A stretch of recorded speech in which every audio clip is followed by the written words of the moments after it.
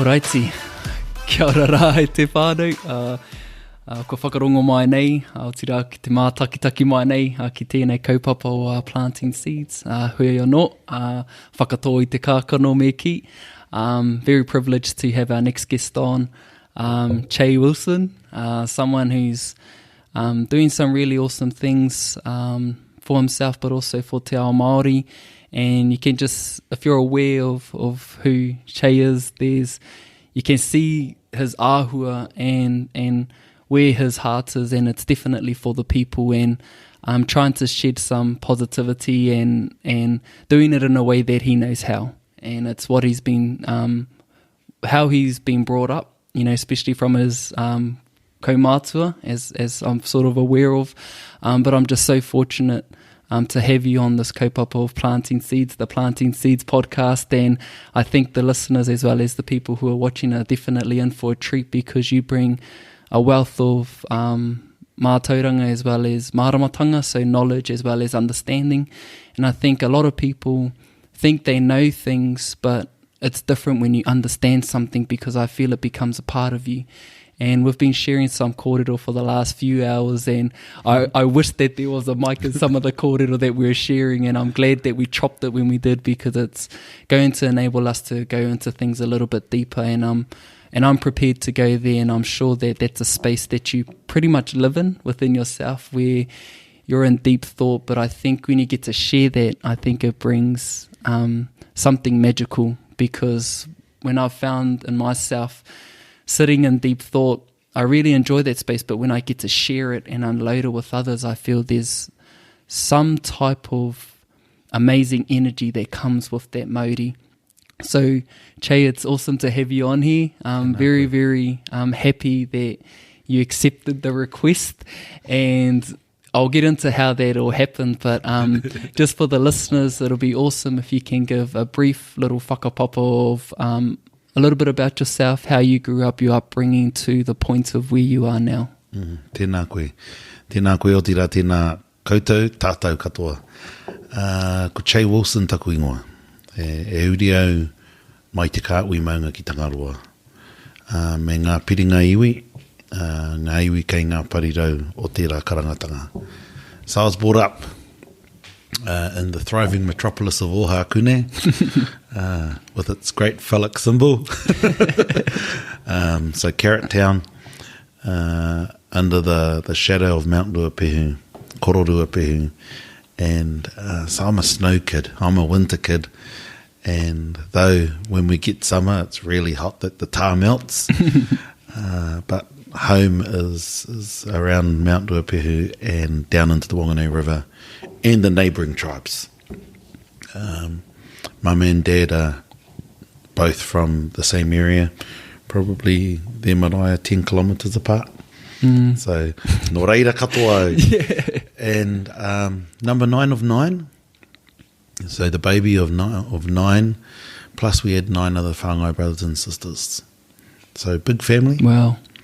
And still the baby of the whole group. And yeah, as a result of being a big family, too many people will be able to go, oh yeah, we changed his nappies. Being raised in Ohakune in the 1980s was a different place, where you had to look after each other, where, Dad had a good job, Mum was an educationalist, and was always volunteering in the community. And Mum and Dad's home, Arawa Street, was called Mum and Dad's, but the marae, Mum's marae, was what we called home. So, we're going down home. Right. Which was to the marae. And so when my wife came back to Cooney, where Mum and Dad, we're going down home now. Aren't we at your home? Oh no, this is Mum and Dad's. We're going down home. So that whole notion of your marae being your home has just instilled a strong connection, and whether that's home on Mum's side or home on Dad's side, which is just 10 k's down the road, all those deliberate use of words, which I didn't think they were deliberate, but the more I think about it now, probably was about this is your home, this is your everything, and no matter what in the world, when you cross that bridge, you are safe. So yeah, it's home in its biggest context, as well as home as the marae. Yeah, and I think when you first started, you called Maunga Ruapehu your kraua, and you call your marae your home. And you said that they were deliberate, they're deliberate words that you use. And what kind of relationship does that give you to those significant places for yourself? I only knew one of my grandfathers, and that's my dad's dad. And he was my koro, and we used to call him kolo. And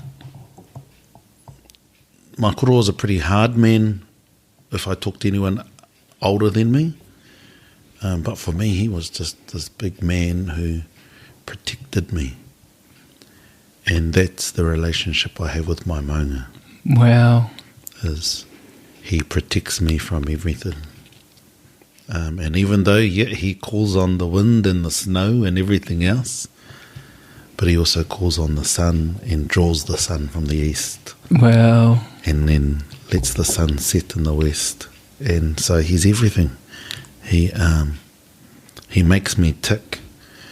And I'm so happy, Missy and I and my wife, we were talking about it last night, so happy that our kids, even though we've travelled around the country with them for mahi, HOME is very clear, and they know where that is, whether that's at home for me or at home for Missy. And so if we're driving anywhere in the country, and occasionally you can see him on a really clear day from here in Hamilton on high parts, the kids go, oh, there's koro, oh, and they just light up. Yeah. So that's home for you, but now the most important thing, your children know that that's home. And for them, they're always going to have a connection to that place. And I think yourself, as well as myself, I'm so aware of people who don't even know who their maunga is, or what their aura is, or where they connect to. And I think as Māori, that's something that should be a foundation from the very start, because it gives us the connection to place. And for people who may not know who they are in a whakapapa sense or pepeha sense, how does one really start their journey? Because there's so many barriers, because I think people, the people who I've had conversations with, they know they're Māori, but they don't acknowledge they're Māori because they don't really know their story or where they connect to. Is there sort of something that, a place where people can start? Naturally, you'd want to start with your closest relations. And if there's just blocks, then ask the person closest to you to help.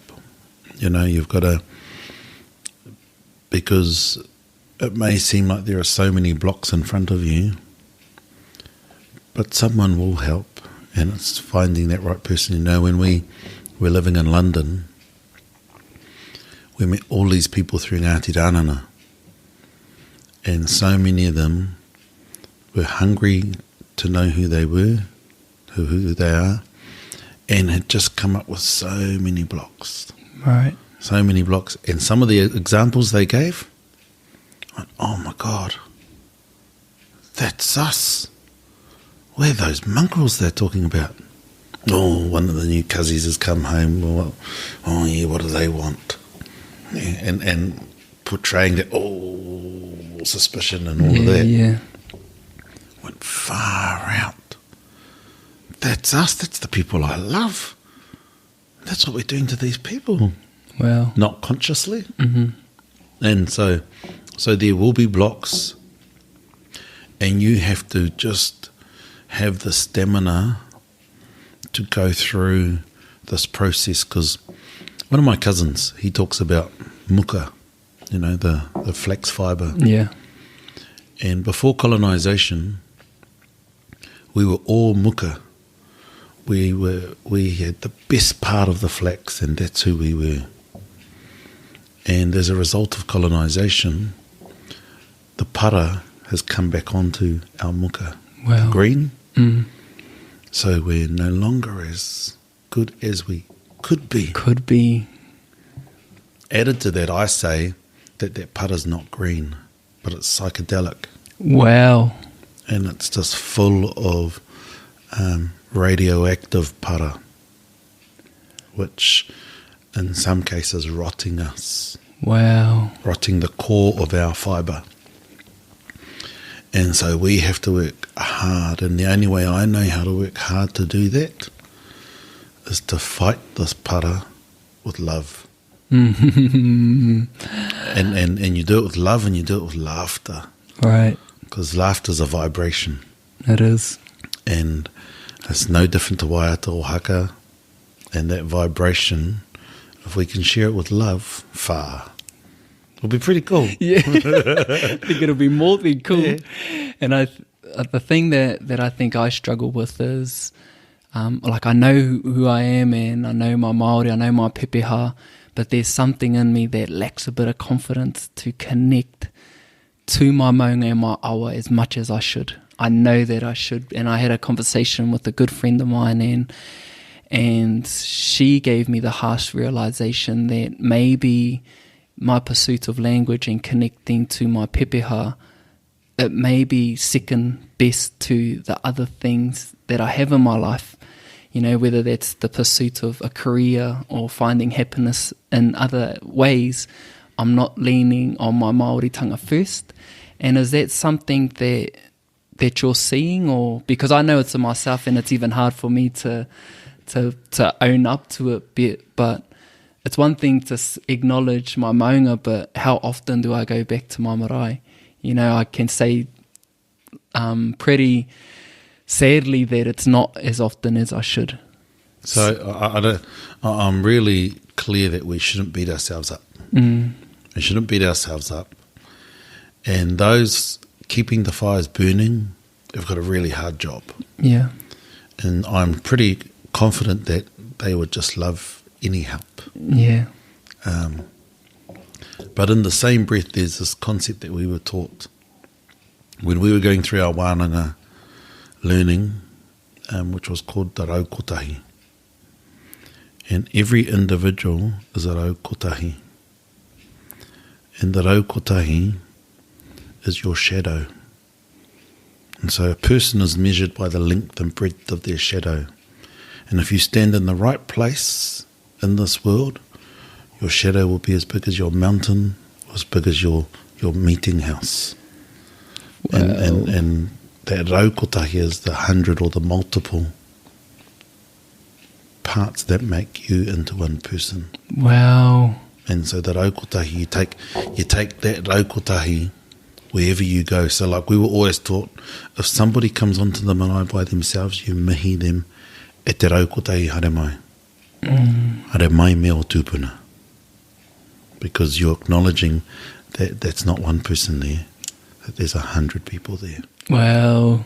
And so I live by that concept that, yes, it's lovely when I see my tupuna and his snow, and you know, and he's putting on more clothes at the moment. He's starting to just look pretty cool. Yeah, yeah. Pretty stylish. But in the same breath, I could be in San Francisco or Istanbul, and I know my mountain's with me.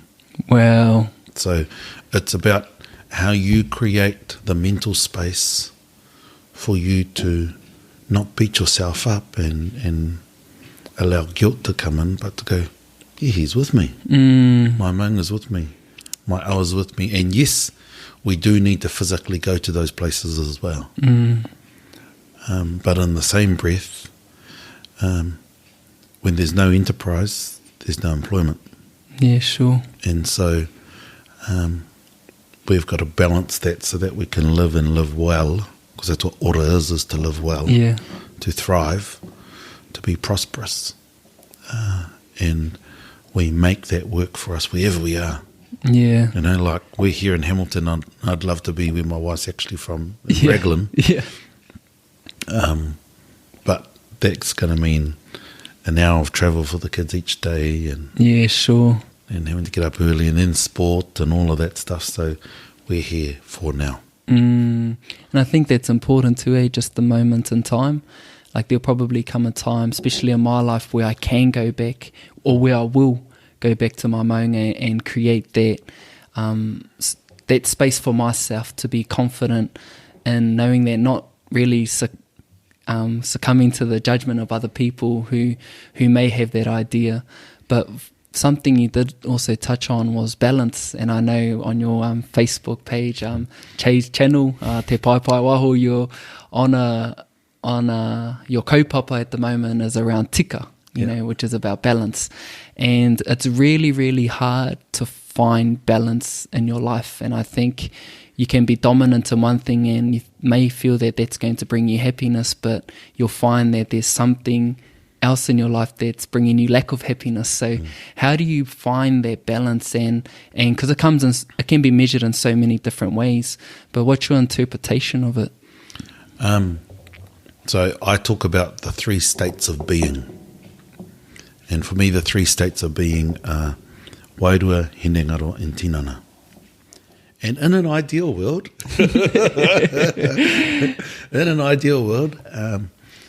we should be exercising wairua, hinengaro, and tinana equally. I'm pretty good at exercising 2 of them. And I'm getting better at working on the 3rd one. And it's about how do we do enough exercise of the 3 so that we can be physically well, mentally well, spiritually well, and enjoy everything that we are drawing to us. Right. Ku mea mai kia piri, ku mea mai kia tata. Because the whole notion of pai tawhiti, pai tata is a mental exercise. Right. That distant horizon, you draw it to you. Even though the Wakatauki says pursue fire, what you're actually doing is you're drawing that opportunity to you. Wow. And so that mental, and this is an old concept, you know. Tūwharetoa's wife, one of his wives is called Paetawhiti. So it's an old concept, you know, it's in heaps of our waiata at home. You know, we go, no te pai ki tā uiti, anei tata e. So it's in the cup of your hand. Everything is in the cup of our hands if we've exercised our wairua, hinengaro, and tinana enough to be open to that opportunity. Wow. And so that whole notion of balance, to perform our magic, for us to be sorcerers or whatever, ninjas, you know, to bring out our ninja is for me is ensuring that those 3 states of being wairua, hinengaro, and tinana are equally intact to make some pretty cool music. And I think that's so, like, that was just poetic. I really enjoyed how you described that, because that's how I've been thinking, and especially like in terms of the mental and the dreams, like let's say dreams, and sometimes we put them so far ahead and we feel we need to work hard to get to the dream. But so what you're saying is, but when we find balance, the dream will come to us. Koina. So is it like when we're ready in a space within ourselves, is it building capacity for that dream that we may have in our minds? Yeah. And you've got to do it, and you know, use different tools from other cultures if that works for you. Yeah, sure. You know, and so one thing I do is I write things down. So I'll use the pen and the paper, and here's my year, and I'll draw pictures and words to here's my year, and this is what I'm saying to the universe. Anei te ara. Tēnei te ara. I'm saying, tēnei te ara e tū nei. Te aro o rangi rā o ko papa e takoto nei. Tēnei te pō, tēnei te ao. You know, it's unknown, it's the pō. It's now my reality, it's there. you know, and you have to talk to it. That's why our tupuna personify things, Right. so that they can then have that relationship to talk to that thing that seems so far away. But once you talk to them, go, hey, bro, come here. It You're talking to responds, me. You're talking to me. Of course I'm talking to you. Haramai. Come on. I know you want me because I want you. But when you're writing out these things at the start of your year, you're not just writing out like a to-do list, you're intentional, or you're being deliberate with your plan. Koina. Because you can't just be hope, like there is an element of hope, but it's not a wish. It's something you're almost demanding, Koina. right? And you're putting it out there. And when things are like what you're talking about in balance, when you're in harmony within yourself, I think that's when the universe or ngā atua would respond to bringing forth what you've been preparing yourself for. Well, and you know, one of my teachers, he always says, don't you close your eyes. When you're doing your ruruku, when you're doing your karakia tawhito, when you're doing your ruruku, don't you close your eyes. Why not? You want to get it, don't you? Might fly past you. You want to get it. And unless you're a ninja, you won't see it. But if you're a ninja, you can close your eyes. And but what he was saying was, we are God. We are God.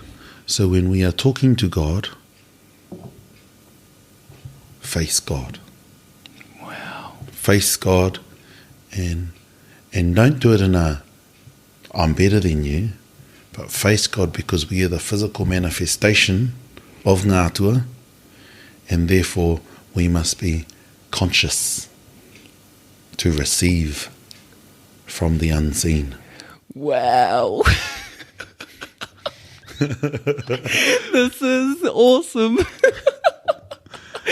Oh, I just had to break it up with that awesome, just mind-blowing stuff, because it's beautiful. And because I've read a lot of books, and it's all westernized whakaaro. And for me, as soon as I can relate it to Te Ao Māori, it brings a different level of meaning and understanding for myself. So when you say it in the way that you say it, because of how you explain it, I can see it so much more than what I've read or from what I've learned from other teachers of this Pākehā space. But how important is knowing how we can relate to things as Māori.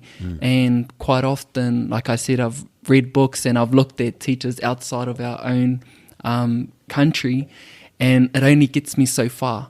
It only gets me so far until I can relate to it in the way that I've just related to what you've said.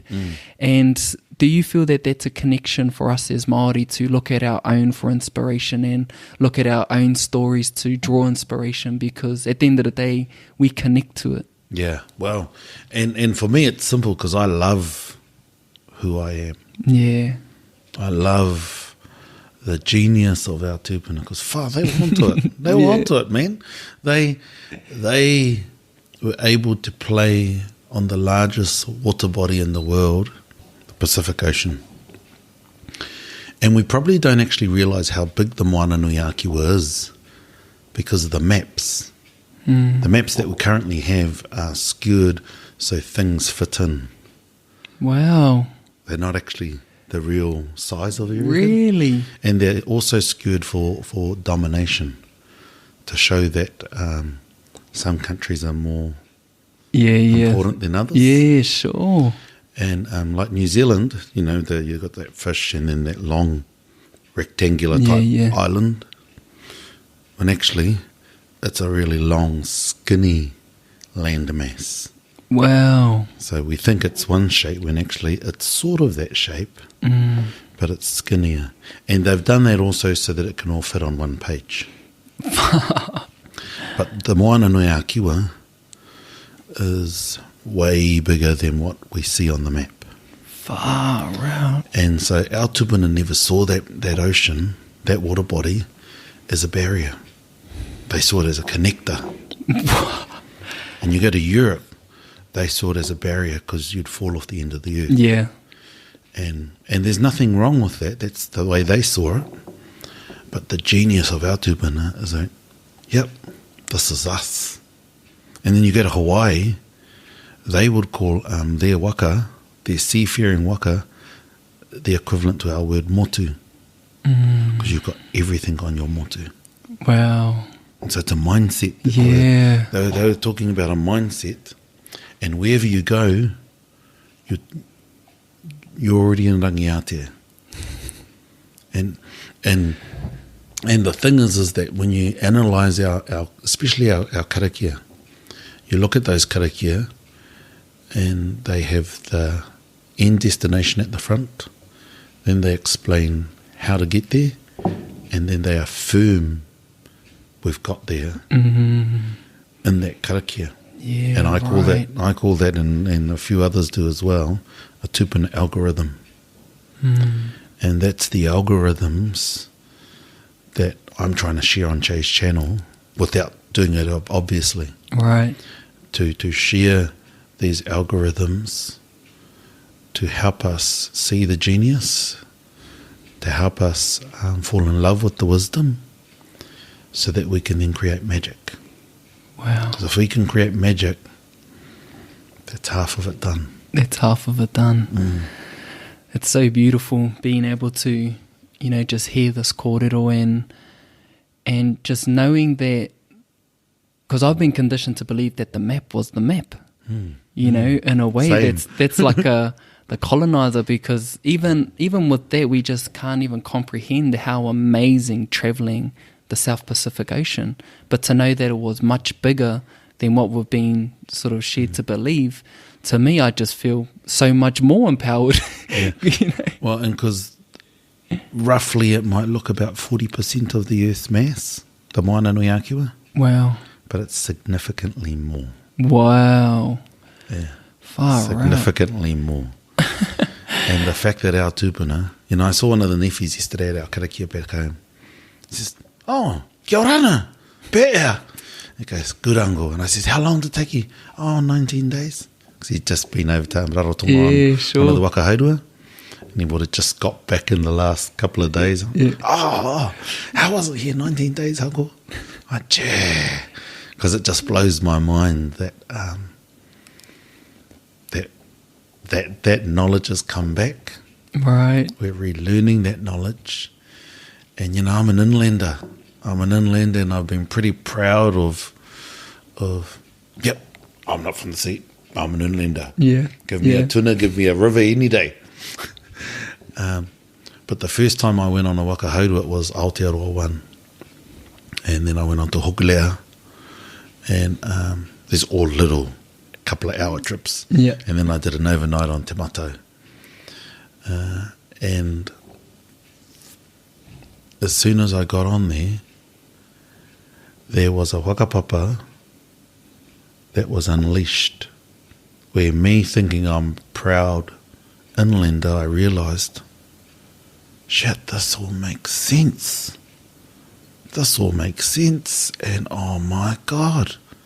And so from there, from that one moment on Aotearoa 1, going out onto the Waitemata, I started going through all of these karakia I know about waka, and in that short time, just by looking at the Moana, and then since then, I've been on a cruise with celebrate Mum and Dad's 60th wedding anniversary, and I looked at Tangaroa for 2 days straight, and I could start to see the Moana breathe. Wow. And I went, that's what that means. And I was just going through all these different things that I know, and I could then start to relate, and it made even more sense. Wow. And it made me realise about 50 years ago, there must have been a change in our behaviour, because we only mentioned the Moana in some of our songs since then, occasionally. Whereas before that, almost all our waiata all had the Moana, which tells me about that time and prior, we were continuing to do our migratory stuff. Right. Migratory stuff and going down to the Moana to collect and all of that. Far out. So, our world, whether you're from the middle of the North Island or wherever else, and you'd, oh no, we're not coastal. Well, actually, I think we're a bit more nomadic than we want to give ourselves credit for. Yeah. And what does all that come from? Like, why are we saying that we are inland or we're relating more to water? Is it just because of how we were brought up? Yeah, it's the world that we've chosen to live in. Right.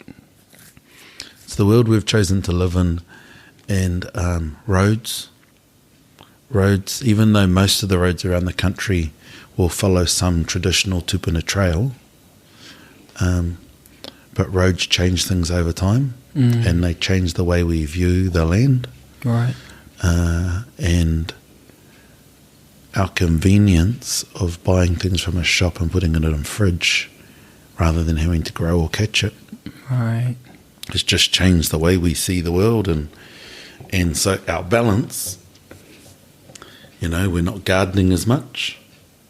And because as soon as your kitty touches the one, there's a magical or a chemical reaction which then feeds your puku. Wow. It feeds your puku. And even in Western science, they say, when you interact with nature or with the earth, it feeds serotonin. And then from your puku, it then feeds your brain to tell you that you're happy. Wow. Which is why our tupuna talk about te tau o taku ate, and everything is in the puku.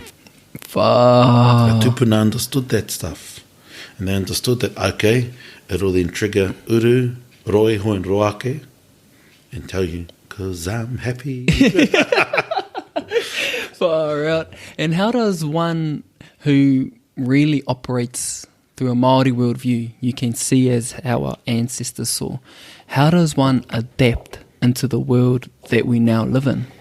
I don't know, because I'm not really sure what a real Māori worldview is. I just live. Right. And so that's a challenge, because then I'm obviously taking some things for granted. Oh, we were talking about that last night too. But I suppose my comment or my response to it is that it's all trial and error. I was talking with my auntie on Sunday night and yesterday morning after the karakia. And she was going, oh boy, that answer you gave me was just so simple. She goes, because she was wondering whether tangaro was female. She started to doubt herself, and I said, why do you say that, auntie? She goes, well, because I know he's a man, he's male, but he's giving so much kai, giving so much resource to feed us. And I says, oh, auntie, you're talking about hine Moana. She goes, oh, of course I am. It's so simple. Yeah. And then we went into this whole discussion when he used to teach me, her husband used to teach me. And he'd go, stop thinking Paepae. Stop thinking Paepae. What do you mean, Uncle? I'm Māori. Oh, you're dumb. And but you know what? I suppose my response to this and why I told that story is because she reminded me what he said. And Uncle Taui, he used to always say, all of the answers are simple. All of the answers are in nature. Simple. If they're not in nature, then it's probably man-made rubbish that we're just feeding our ego, saying, yeah, that's tikanga. Then it's probably a bit of Paepae. Yeah. That is honestly so true when we look out at nature. Because quite often we're being consumed from, like, we're using a lot of technology at the moment. And I feel, and also Maturangi, he sort of says the same thing, that we're not really looking at the things that give us the answer. We can just look on Google and find the answer right there. Yeah. But if we were to look out at the Tai Ao, but also look up at the sky, but the thing that I try and do is look within, and I feel the answers for me are there. But I know that takes some type of discipline to reach that place, because the majority of people, especially if there are rarus or things that are happening, when we sort of go within, we sort of take the lid off that bottle, and we're not at a place where we're ready to really go through all of the hardships or adversities that we might be going through internally. But once we sort of reach a space where we are confident and strong enough to own up and acknowledge those things, we then push through it into finding what I like to see as like my higher self. When I close my eyes, I can relate to something deeper within myself internally. And for me, it took me to tap more into these energies that I'm pretty keen to go into, which is the masculine and the feminine energies that are with all humans. And I'm on this sort of mission at the moment to try and get a better understanding of them. And I feel what I know is only what I know. It can be limited, but just getting different perspectives. And when I tap more into my feminine side, it enabled me to be more compassionate towards myself, that I wasn't able to be so strong or be driven from my masculine energy to keep pushing that down, because that's what I feel that I wanted to do, was just to keep that bottle sort of lid on and just keep pushing it down. And eventually, like most bottles, they always surface, you know. And for me, it took me to really be more kinder to myself. And for me, that's what I feel is my feminine side. And I didn't have to take the whole lid off, but I was able to take it off enough and then put it back on to where I was ready to really let everything out. And for me, that's where I sort of found the power with looking in. And just if you have any whakaaro around that, and is that process one way, is that one pathway that one can take to really find fulfillment or happiness or finding that balance? So, you know, I've talked on my channel about binary, that the Māori world is binary. It always has two parts to it, and they should always be complementary. Or, in simple terms, everything has a twin. Sure. And that twin is both male and female. And so whatever we do, we just got to remember that there's a response to whatever we do. However we feel, there's a response to however we feel. If it's night, there will be day. If it's day, there will be night. And so whatever it is, it's about ensuring that we can tap into both sides to get the best out of us. I suppose, yeah, that's my first point. The other point is our personal pronouns for the whole of the Pacific are gender neutral. Right. So you go throughout the Moana Nui Akiwa, and all our personal pronouns, it's not he or she, it's ia. Right. Ia.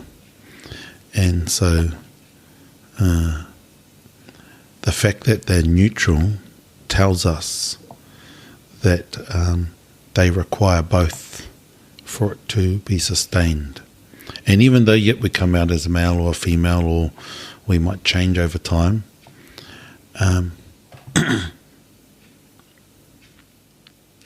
it's about how do we, when we are in our best state, is when we're using both energies in a balanced way. Right. And if you go to one side too much, people will notice it. Yeah. Like if you look at guys, look at us. Oh yeah, nah, he's too macho.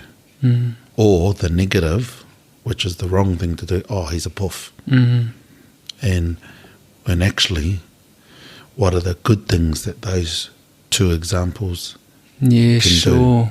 You know, okay, he's this, so therefore how do we use that skill?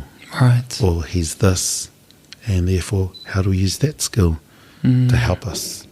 Yeah, I think what you're sort of saying there, it's so important to sort of bring this kōrero out, because for so long there has never really been a conversation about it that's sort of being pushed out there in a way that's coming from tāne. And for me, my biggest thing is if tāne as well as wahine are able to understand these two energies, things can just really open up, because you can bounce between the two energy sources, and you can maximize. When I know I need to be masculine, whether it's making decisions, I can tap into that.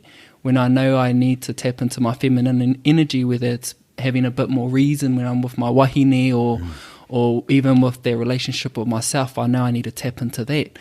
But when you don't have consciousness of these two things, we're sort of stuck in limbo, and we don't have the words to try and articulate what it is that we're going through. And when we were talking earlier, you said something about it's trying to think of it, or something about consciousness that we're not aware of. You know, do you remember what I was talking about? Yeah, and so our tupuna lived in a conscious world, right? Where they strived for consciousness, they strived for rangiatea, to bring everything out into the open. And in doing that, they then see all aspects as taonga. Right. And even if somebody might have been seen as, a bit kino, okay, then what's their taonga from that aspect though? Right. And how do we draw that? Because we will need them for something. And it's a bit like what I was saying before. If I look at autism or having a deformity, the world we live in today is, or the past couple of 100 years almost, has seen those things as a negative thing, whereas our tupuna saw them as a taonga. They're a gift, and it's about how to understand the gift so that you can utilise it. Right.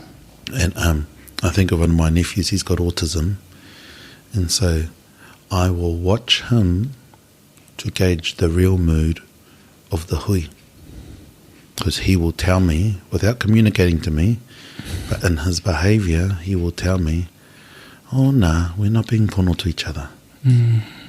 And that's a gift, and you've got to know how to tap into those gifts.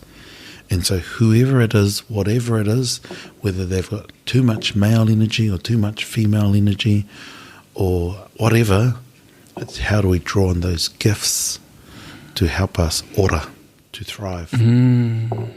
That's beautiful. And I think if you have a lack of consciousness about those things, you're not even acknowledging those as gifts. As yourself, you're seeing it as being harmful, or whether it's to yourself or to other people. And I often think about, when someone does have a gift, they don't really own it because of the judgment. Especially I feel it within Te Ao Māori, that, it goes to their whakatauki, me kore te kumara e kōrero mo tāna reka. But when someone's sort of out there sort of acknowledging their gift, you can be out there but have humility in it, but people might perceive it as like, oh, he's just, sit down, or what do you call it, the tall poppy syndrome. And where do you think that stems from? I truly believe that that whakatauki about the kumara was about celebrate who we are, but let others celebrate your magic for you. Wow. And that was about ensuring that we manage our egos. It wasn't about, shut your mouth about everything, which we currently do, and we suffer from kumara syndrome. Well, actually, it's a good thing to celebrate. It's a good thing to celebrate. And how do we do that more? Which is why I'm really into us bringing back our rites of passage. Because there's a moments in our lives, as our bodies change, as we grow up, that we need to celebrate. I think about my own kids, and there are times, whether it's mate, so mate wahine, and her ikura, or my boy, ka huruhuru ngā raho, and so we have to celebrate that. So our girl always knew that when she gets her period, and she enters into her moon cycle, that the day that she gets it, she will receive a hakari Wow. because she's now become a woman. Wow. And we must celebrate that. And even though it's her daddy, Yeah. girl, my baby. But she always knew that the day that it came, we will stop and we will have a hakari.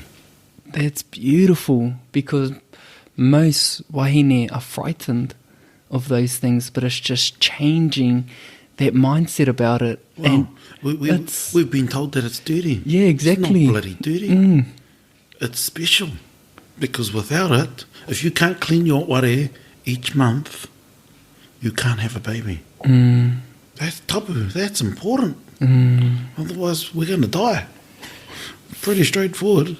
And so, you know, my mum and my sisters, they always told her, baby, te waka karere mai te toto, you will have a hakari. Because we have to celebrate it. And the stuff was talked about in our house, so that us as men, you know, even when mum went through her menopause, us as the sons and dad, we all knew about it. Because it's life. It should never be hidden. Right. It's life. And it's cherished. Because without it, we can't think, oh, look at my baby. We can't have that. Yeah. And same with my boy. So he knows, te waka huru ngā raho. Oh, well, I have a hakari for you too, boy. Because those rites of passage. And I've had to go and learn some stuff again. Like I'd been given a few little bits of gems from one of my queers, which helped me then, okay, I knew what I was looking for and found the rest. And so you've got to get on the right moon and you take them to the water, you put them in there, acknowledge them, and the women do their own karakia. It's not done by a man, because women will tohunga anyway. They do their own, we do our own. Because there are times where we need to go away to do our own karakia, and there are times when we do it together. And, you know, the more we get into these rites of passage, the more we will be able to lean into whichever energy is required for that occasion. Wow. It's absolutely beautiful. And what's the response from your tamariki when they're going through these things? Is it just normal for them because they don't know any different, or is there open discussion about this whakaaro? Oh, we talk a lot, and you know, because the kids talk at school, and my girl got a bit hoha with me because, oh, shame. And she'll be angry that I'm talking about it now. But shame because that's what society says. Yeah, exactly. When actually, it's just what it is, and then you teach them young before they get it how to spend the day with it. You know, you teach them how to put their kope on, how to do all of that stuff. And so her mum was working with her on that, and you know, that's just what you do. And same with our boy. You know, you go, hey, ka pēnei tō ure tū, ka tū tō ure I te ata. And you talk about it in a safe way. Yes. Because we've become so prudish. We're talking about sex. Oh, no, you don't talk about that. Yeah, exactly. Oh, no, you shouldn't talk about sex in front of kids. Well, that's a Pākehā thing. Yeah.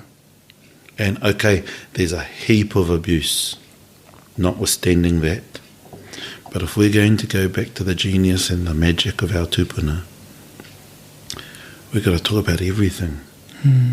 And put it in the right light. Yes. You know, put it in the right light. You know, you don't want to put it in the blue light because it's just naughty. Yeah. Put it in the right light, and then, okay, oh yeah, kapai.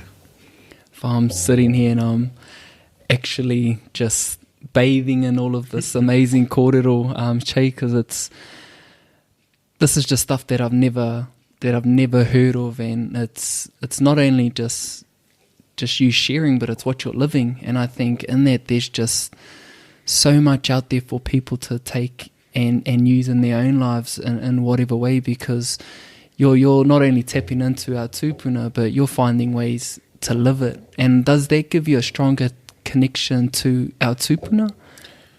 Do you feel? I suppose so. Yeah. I suppose so. Yeah. I just know in my heart and my puku that our tūpuna wisdom is going to be our gift to the world. And I want us to know it before it's stolen by others. Wow. Because others will see it and they'll go, yes.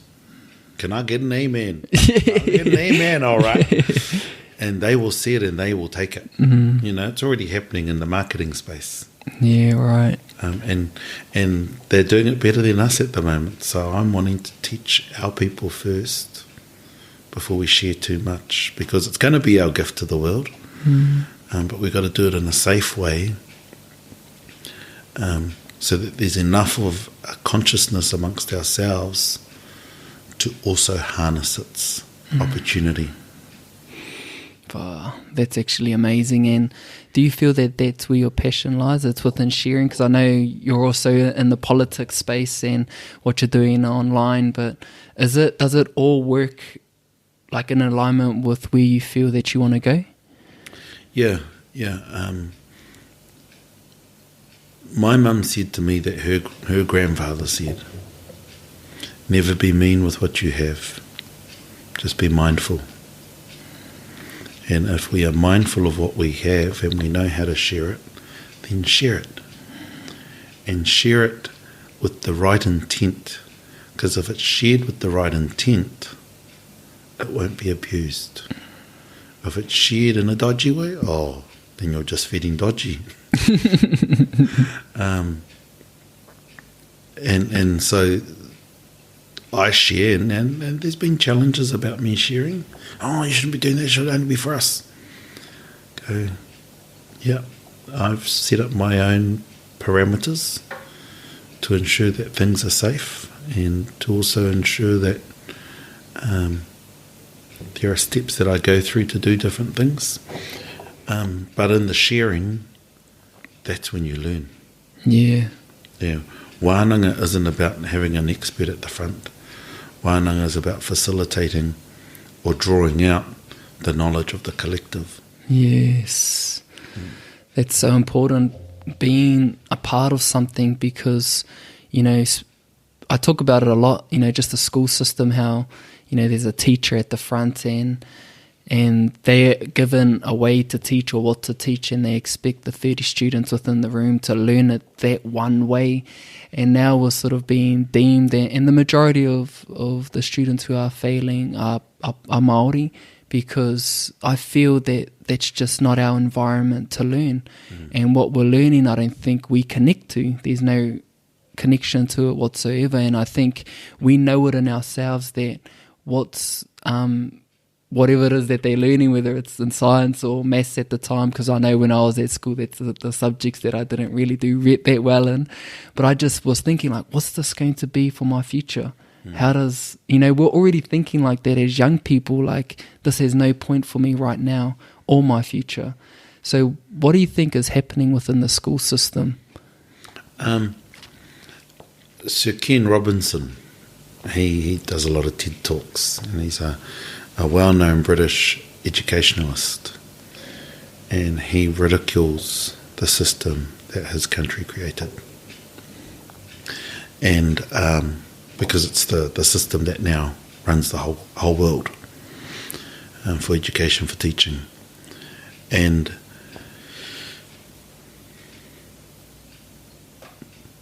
the more inquiry-based learning, the better we will be. And you get a lot of onto it teachers who are going that way, and are doing it often undercover because our system doesn't allow certain things. And you will always remember your best teacher. Yeah, you always remember your best teacher, because they brought the best out of you, and therefore you felt good. Right. And so sometimes it's hard to actually articulate why they were the best, but that's usually the why. Yeah. Because they were able to bring the best out of you, and you made you feel awesome. They just saw you. Yeah, they saw you. Yeah. Yep, you weren't invisible, and you felt love. Yeah. Because that's all we want Yeah. in the world. We all are striving for love. And, yeah. Mm.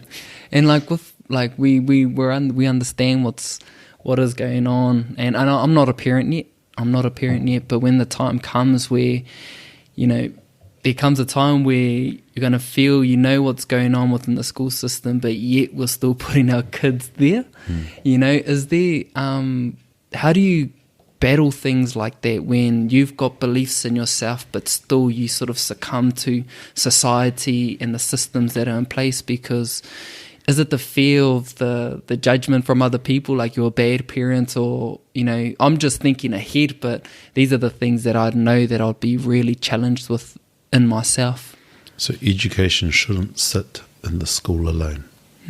We should be teaching our kids every day. When we're in the car, when we're at the table eating. That's why it's important to eat at a table, because it forces you to have a conversation as a family and to talk about your day, to talk about how we feel, what's coming up, that providing spaces to have conversations. And so like on Sunday when we were driving down home for karakia, for our wānanga, I was testing the kids. I said, so how do you get from Hamilton to Raglan? Because that's where my wife's from. Yeah. No, you just drive to Raglan. I says, no, how do you get there? If you were driving, how do you get there? Oh, you've got to go this place, this place, this place. Are you sure? Oh. And they were right, but I was just testing them. Yeah. And then I said, how do you get to Oparure? That's where my wife's dad's from. Oh, it's coming up in the next turn right. And they were right. Yeah. I says, but when you turn right, what do you do from there? Oh, that's just done, Dad. You go straight ahead and then you turn. Either go to Nan Papa's or Nani Murray's or to the marae. And I says, no, I'm just checking so that you kids know. How do you drive from Wellington to Ohakune or Hamilton to Ohakune? Oh, you've got to go this way, blah, blah, blah. Just so that's another form of education. Yeah, right. You know, because we're in the car all the time, so the kids, they probably know how to drive halfway around the country. But that's so important though. You seize that opportunity for them to... And not just thinking like, oh yeah, we've sent them off to school and now we've done our job, but you also touched on this earlier, is the responsibility that comes with being a parent or in a certain role where there's something that's going to be asked more of you, and you can't feel that if your kids are just going to school, that's all the education that they get. It's like you said, seizing that opportunity to test them on what they have learned. And there's always opportunities to sort of give them whatever you feel that the education system might not be. But at the end of the day, it's about adapting, your own life experience and creating that connection with your children, or even outside of their school system, just with people in general. Well, and it's about, as the kaupapa of this podcast, it's about planting seeds. And so I know one child learns from osmosis, and one child is very active. Oh, I want to learn this, I want to learn that. Yeah. And so I'll often teach the active one in earshot of the other. Wow. Because I've realised she's actually listening, even if she's putting off an energy. This is boring. This stink. And because when he gets something wrong, she then corrects him. No, Kani, it's this. Oh, wow. And I ignore it. Yeah. Because she is right. But I don't want to make too much fuss, because she's the type of child who will react badly to fuss. Mm-hmm. So, okay. You've just got to learn what your kids are like and what's the best way to teach them. Yeah. And, she's not interested in anything, learning anything from me, really. Yeah. So then I might bring someone over who might be a kapahaka person. Yeah, let's sure. just say, because she's a kapahaka freak. And they'll be asking me questions, And so then I'll take that opportunity to talk to them about the question or the answer, as well as add a few other things that I know that she's been interested in because of what she's been following. Yeah. And then later on she goes, Dad, so you know that uncle or that auntie, were they blah, blah, blah? Like, yeah. And I'm going, oh yeah, very good. Yeah. Very good. Planted the seed. Yeah, yeah. Might be a couple of days later, but the seed was planted too. Yeah, yeah. And the more we plant the seeds so that we use this, we exercise the peanut, it will help us to grow ourselves rather than you must learn from A to Z. That's the only way. Is it? Yeah. It's not, there's so many different ways, but you got to explore it, and you got to navigate those spaces to the best that you can. And it's about, I like testing things. I like, if someone says do it this way, I'll try to do it that way, but I'll try and think of other ways as well. And I think we got to. That's my boy. Yeah. But I think boys generally. I think we're just underutilizing the power of our imagination. I think we're just not exercising it enough. And I exercise it through meditation. I exercise it through, doing different challenges, having conversations with people who are in the same space and just giving them different ideas. Because I feel in that, it's just going to make your world a lot brighter and a lot more magical, because once because it becomes more magical because the things that you tend to think about, and if you're in the right space for balance, that becomes reality. So at the end of the day, your imagination becomes your logbook. It becomes your magazine that you can create something that you want to create. But that comes with so much personal growth and so much personal time that you have to spend with yourself, to, like what I kept saying about letting all of the things that you've been through in your life, all of the challenges, you just got to somehow find ways to work through it. Because I heard a kōrero from Napoleon Hill that through every adversity there's a seed of equivalent advantage. Yep. And it's just about reminding people. Yeah, it's binary. Yeah, sure. And it's just about reminding people that, that you can be empowered, that there's this idea of you can be anything that you want to be. It sounds something that people just can't fathom, because it's like, I don't deserve that. I don't deserve to think that way. But when you reach that level of consciousness in yourself and confidence in yourself, those things that once upon a time sounds cuckoo or not believable, you somehow think like that when you reach that level, and you think about it in a way that you believe it.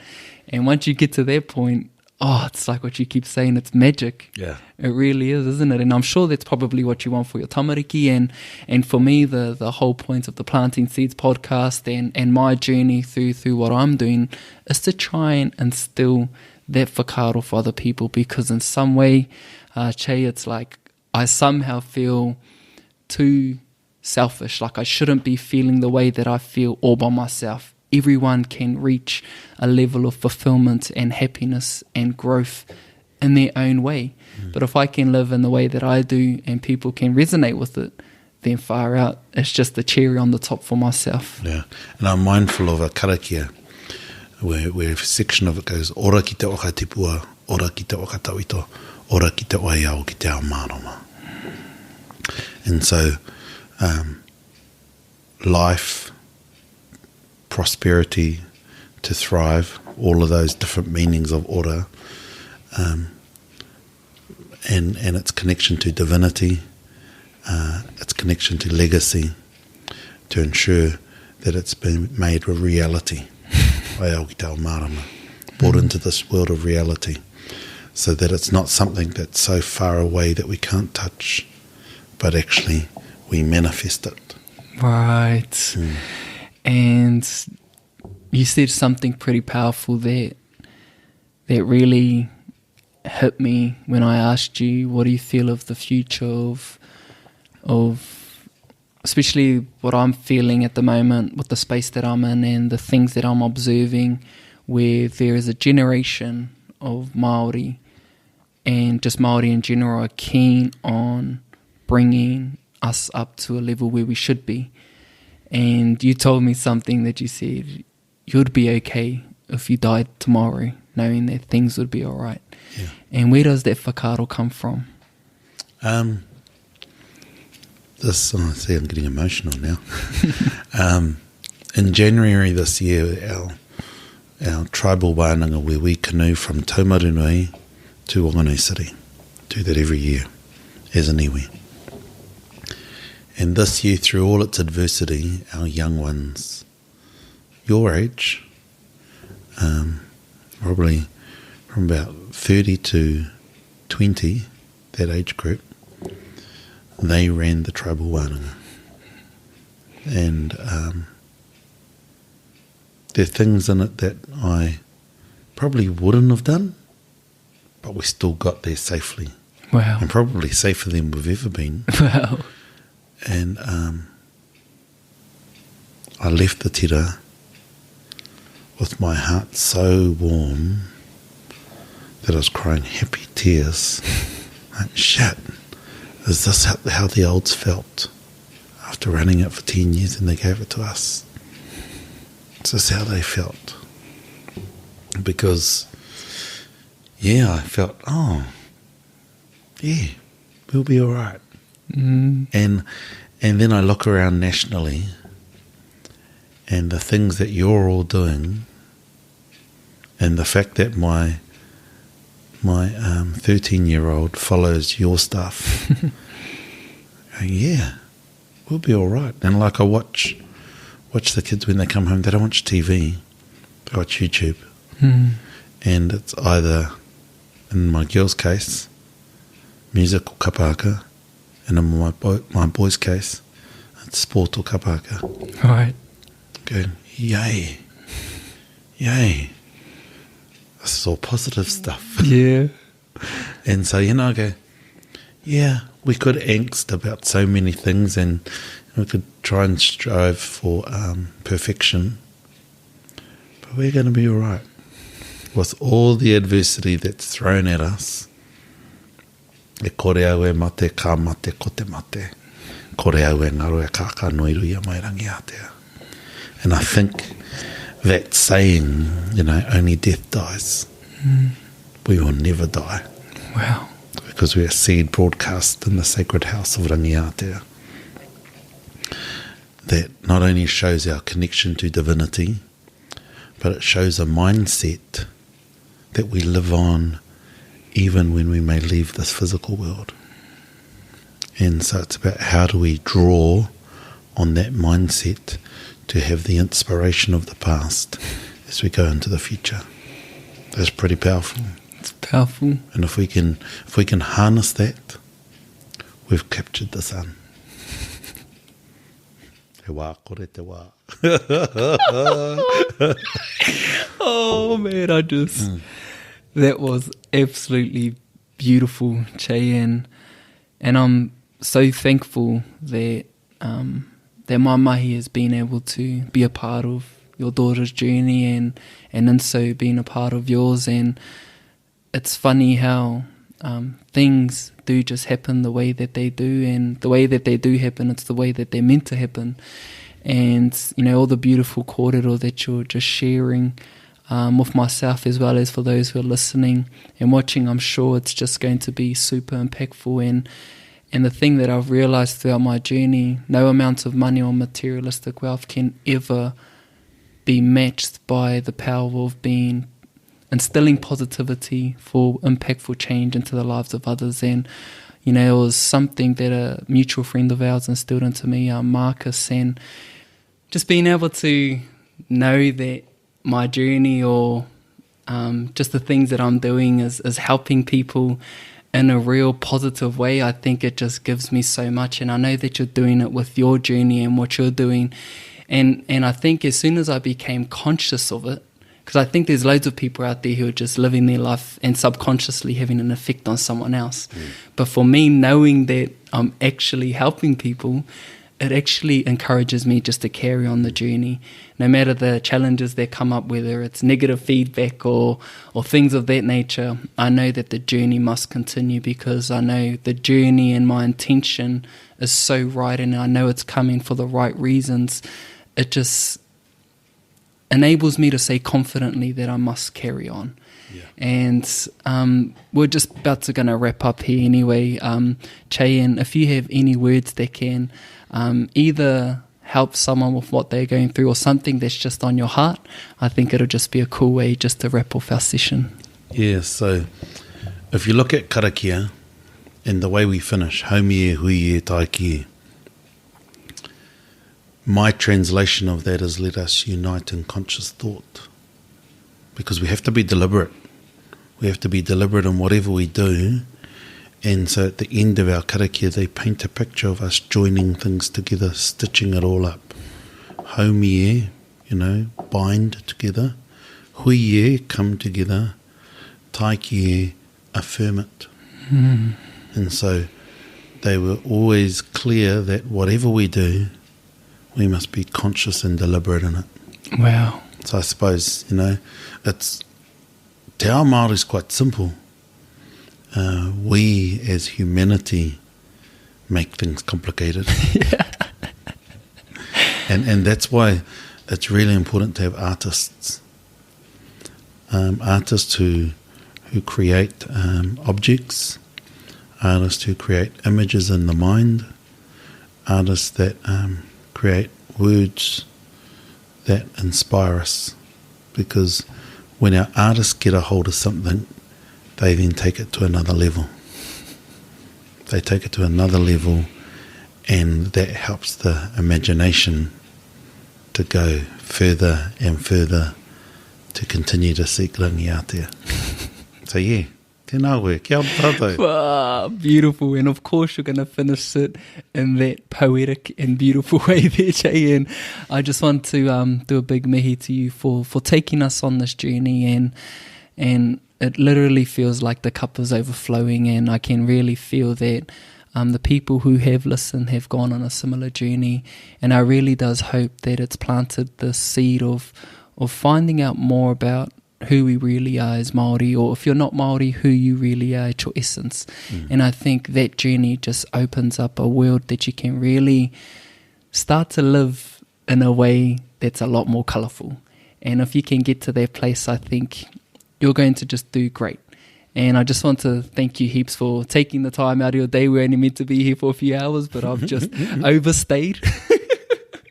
We've had a few technical difficulties, but yeah, it's just been a real privilege, and for me to see you online and knowing that the mahi that you're doing, and for me just to be sitting at the same table as you and sharing this deep and beautiful kōrero, I'm just really grateful, Che, and I'm sure that our paths will continue to connect down the line, and I just, for myself, just being selfish, should be cool to, just build into this relationship, because yeah, I just want to be a part of it. I just want to be a part of the journey. And and where can people find you? You can find me Chase channel, Facebook, YouTube, Insta, and LinkedIn. So a few different platforms, and I hope to also launch Chase channel website soon as well. Yeah, and I'll make sure to put all these links in the description so you can follow them. And just from what I've seen on Facebook, te whānau Chase channel, te Paepae Waho. Yeah. If you just go on there and have a look, he does so many breakdowns of kupu, as well as just sharing. They're only little short clips, unfortunately, but he gives you a teaser of just this Māori worldview and things that he has come to learn throughout his journey, and it's a beautiful resource and so good for us all to enjoy. So Che's channel e te whānau, make sure to check it out. But until the next podcast, thank you all for listening, thank you all for watching, and Che, thank you for being a guest on the show. Tēnā koe Raniera. Mauri ora.